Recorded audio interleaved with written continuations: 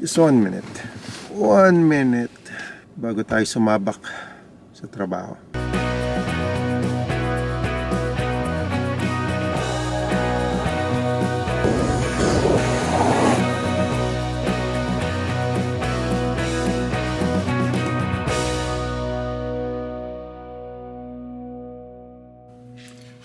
Okay. 6:20 in the morning.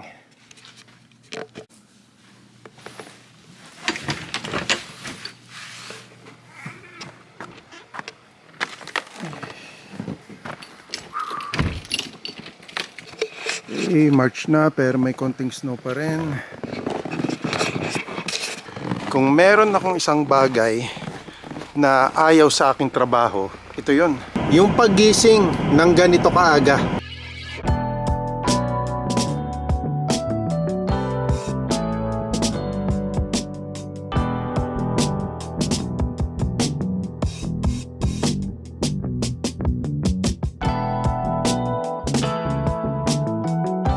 This is my daily commute back and forth sa trabaho.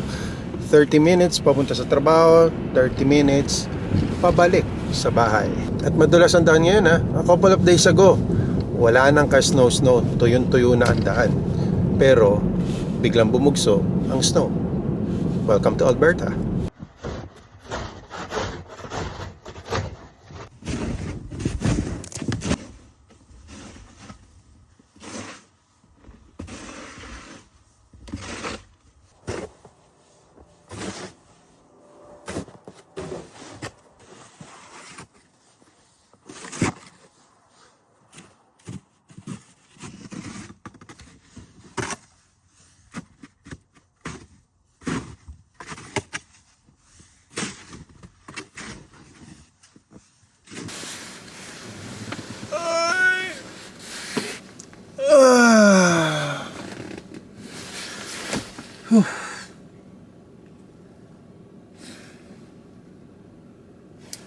Just 1 minute. 1 minute bago tayo sumabak sa trabaho.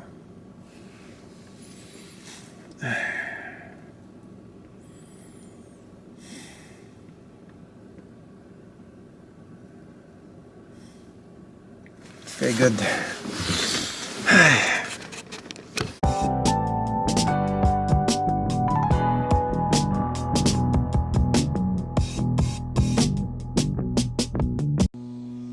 So, ganito ang ginagawa ko. Nag-fill up ako ng portable kasi may lilinisan akong furniture.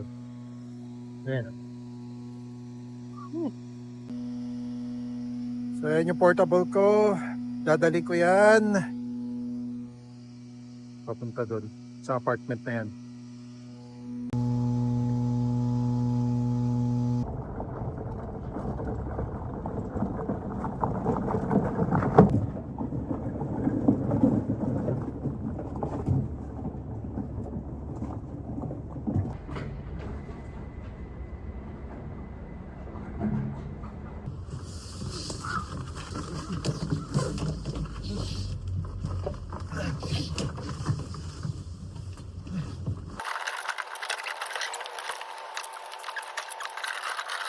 There you are.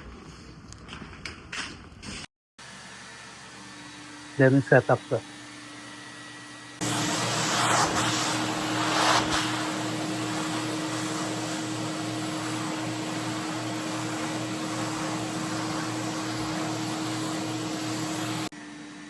ito yung nilinisan ko furniture. Lilinisan ko din yung rug niya eh.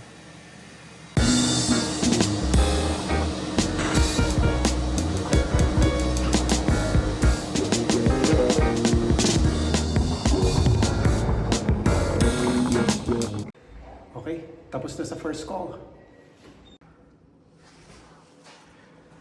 Ito yung isa sa challenging sa trabaho ko, yung paggamit ng portable. Ayoko nito. So itong portable na ito, hindi ko pwedeng idaan dito sa hagdan. Kailangan ko yung may wheelchair access.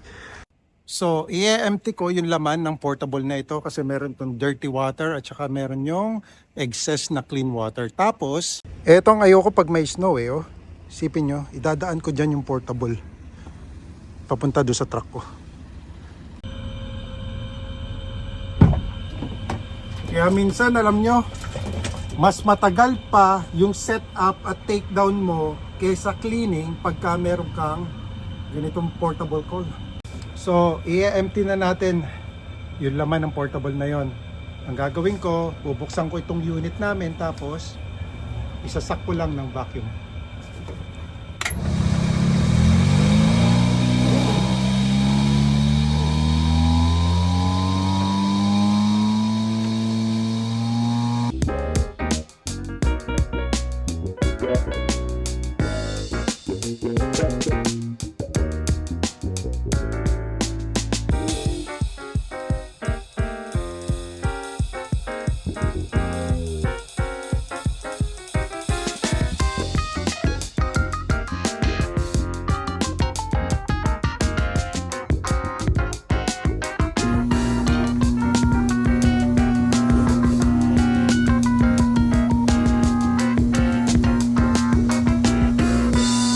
Okay, so ito na yung challenging part.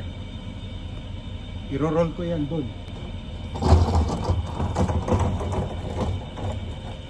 So yan yung dadaanan ko.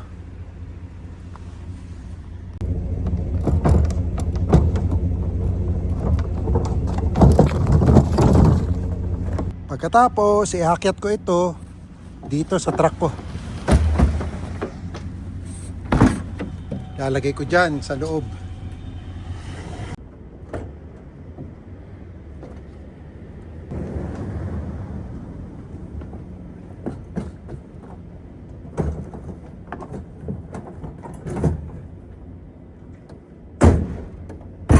Ayos, we are done with our first stop at meron pa tayong...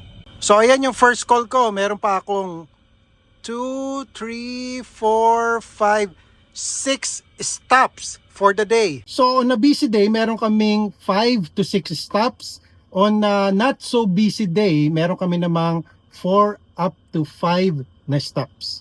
So, anong oras na ba? It's 9:49, nakakaisa pa lang ako. Hopefully, makauwi tayo ng maaga. Pagka Saturday, ito yung busiest day namin kasi most of the people, syempre, nasa bahay sila di ba? Pero on a weekdays, hindi masyadong busy. Kaya nga pag summer, medyo pagod tayo kasi nag-i-start yung day ko, 6 o'clock, gigising ako, papasok ng trabaho, and then nakakauwi na ako pag minsan ng 7 o'clock. Worst is 8 o'clock in the evening. And then, ganun ulit. Gigising ka ulit ng maaga. Plus, pag summertime, 6 days a week ang trabaho namin. Minsan, nagse-7 pa nga At pag minsan, meron kaming mga service call, ibig sabihin, mga uulitin mo yung trabaho kasi merong nagkaroon ng problem, merong gustong ipaulit yung customer. And for this next stop, it's 23 minutes away.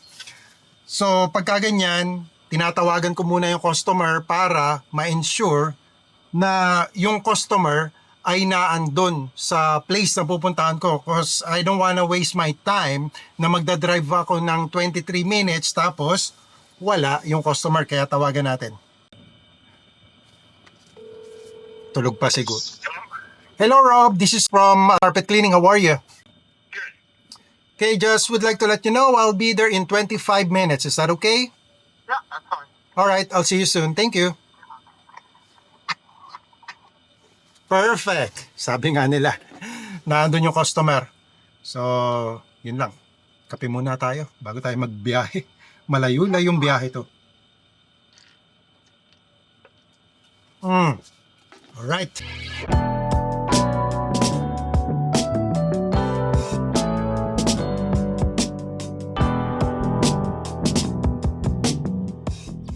Okay, so lilinisan ko yung bahay na to gamit itong truck mounted na setup.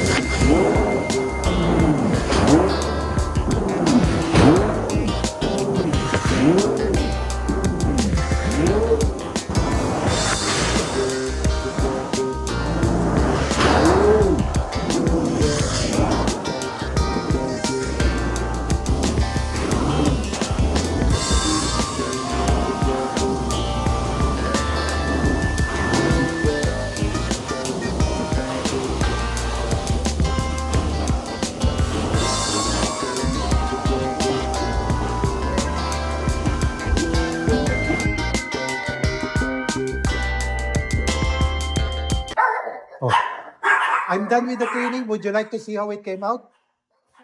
Would you like to see how it came out? Yeah. Thank you. I'm gonna step all over your wet carpet. Yeah, no worries. Oh, that's gone. Yeah. Okay. At least it came out pretty good, eh? Yeah. Okay. Does look good. Yeah, It's all all gone. I don't see any red dots. So. Okay. Thank you. Thank Hey, you have so a good much. day. Okay, Okay, you yeah. too. Bye-bye.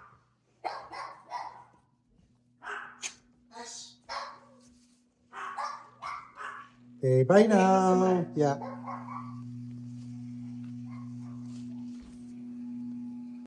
So, tapos na ako maglinis, ipapack up ko naman ito. Yan, yung mga hoses na yan. Papunta dun sa truck.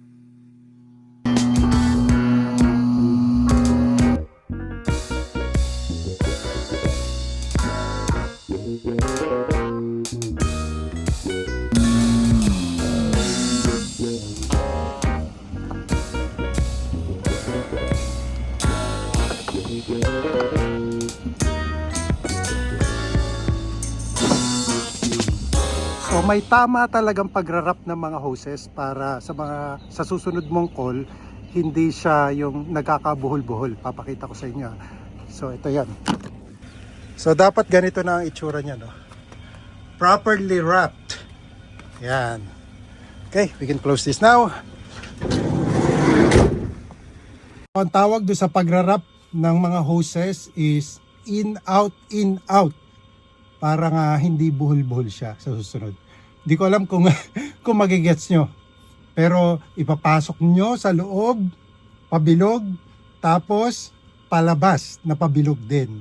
So ganun yung tamang pagrarap para paghila mo ng mga hoses, straight yan. And maaaring itanong nyo sa akin, paano nagbabayad yung mga customer? Meron kaming tinatawag na ito, POS machine. So dito sila nagbabayad through card. Yon. Walang e-transfer sa amin. Card lang talaga, either Mastercard, Visa, American Express, debit card. Pero meron kaming mga pinamimigay ng mga tinatawag na gift certificate. Yun sa mga sa mga auction.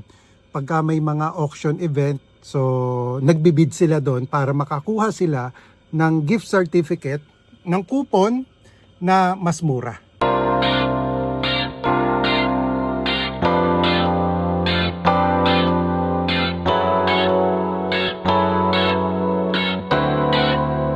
Dito sa trabahong ito, ang dami ko ng lugar na napuntahan around Edmonton and the outskirts of Edmonton. Kasi halos buong araw laman ako ng kalsada eh. Dahil syempre nagta-travel ka from one customer's place to the other. And minsan meron kaming trabaho na out of town. At pag out of town kayo, malaki ang sahod mo. Kaya ako sumusubaybay kayo sa mga vlogs ko. Yung ilan sa ating mga subscribers, alam nila to na na-assign ako sa Jasper. Kasi after na magkasunog doon, nagkaroon kami ng restoration project. So yan, driving all day. Pagka ganito ang trabaho mo. So you have pets, cats or dogs? Cat. Oh, a cat? Yeah. Okay, so that's why you ordered a biotreatment. Yeah, Okay. treatments. All right, awesome. This one spot right here, and Yeah. then the 3 bedrooms and Okay. then the hallway. Yeah. Yeah. All right, let me just explain to you briefly the process of the cleaning. Of course, important safety reminder and how long it takes to dry. Yeah. So what I am going to do is I'm going to pre-spray the carpet with the enzyme-based cleaner. Sure. What it basically does is it traps dirt or soiling for easier extraction. Okay. And then I follow it up with my truck mount hot water extraction. Yep. So it's going to be at 200 degrees Fahrenheit of hot water, 200 PSI. Yep. So that being said, carpet's going to be wet. Yep. Just be very mindful walking up and down the stairs. It's going to be really slippery. Yeah, I was gonna say we don't need to do the stairs because you guys actually just came in about a month ago and did those stairs. Oh, anyway, okay. So we did the stairs. yeah, you eh? guys did the Yeah, stairs well, already, so you don't need to do the stairs. Just the hallway, the 3 rooms, and then the biome treatment. Okay, that's awesome. Yeah. So drying time wise may take about 8 up to 10 hours to dry. Yeah. For faster drying, we highly recommend to crank up the heat. Okay. Set it up at 23. 23, You can okay. also, if you have fans, Mhm. rotating one, Okay. oscillating one, you Yep. can put it on the carpet so that it dries Okay. faster. Sounds good. All right. Perfect. So otherwise, I'll just set up and then go ahead and get started. Pretty much. Right. Awesome. Thank you so much. Yeah. So kung narinig nyo ako kung paano ako makipag-usap sa customer, we are using a truck mount hot water extraction. Yung kaninang pinakita ko sa inyo na portable unit that is only for apartment. So, mas malakas di hamak ang truck mounted hot water extraction kasi kontrolado mo dito yung temperature, yung pressure pati. At mas malakas ang suction nito. Kaya ito talaga yung mga ginagamit pagka mga residential or commercial, basta reachable ng iyong hoses. Pag minsan nga yung mga apartment, nililinis din namin yan gamit yung truck mounted.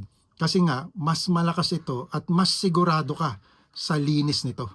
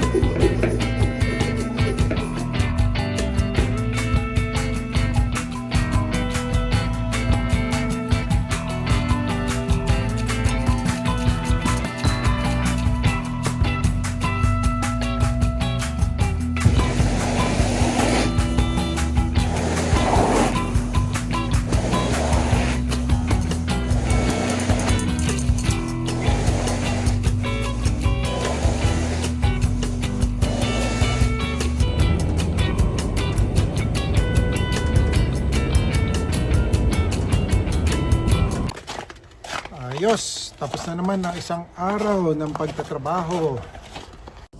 At change costume lang muna tayo. Kasi magbablog ako eh. Pupunta ako dito sa isang dealership. At kung napanood nyo yung mga vlog ko, ay nakakahiram kasi tayo ng sasakyan dun eh, for content. So yun ang gagawin ko. Nakapag-change costume na tayo. And you know yung trabaho kong yun, which I am doing for 11 years ko nang ginagawa yun. Itong carpet cleaning.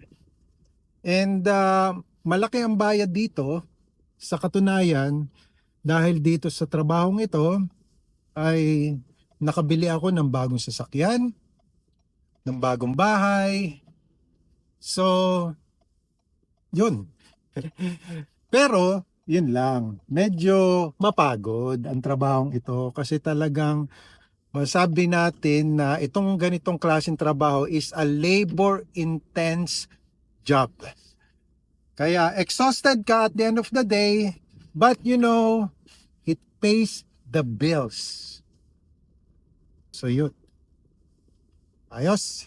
Kaya, why I am sharing this to you is because pag po kayo ay naging permanent resident na dito sa Canada, makakapamili na po kayo ng mga trabaho na medyo malaki ang sahod. At ako nga, dito sa trabaho kong ito lang po yung trabaho ko. And this job is, for me, is enough to sustain my daily cost of living dito sa Canada, makapagbayad ng bills. So, ayun. Kaya, kung kayo ay nag-aspire pa lang na makapunta dito sa Canada, yun po yung hanapin yung mga trabaho. Yung mga high-paying jobs na trabaho. So, yun lang. Alright?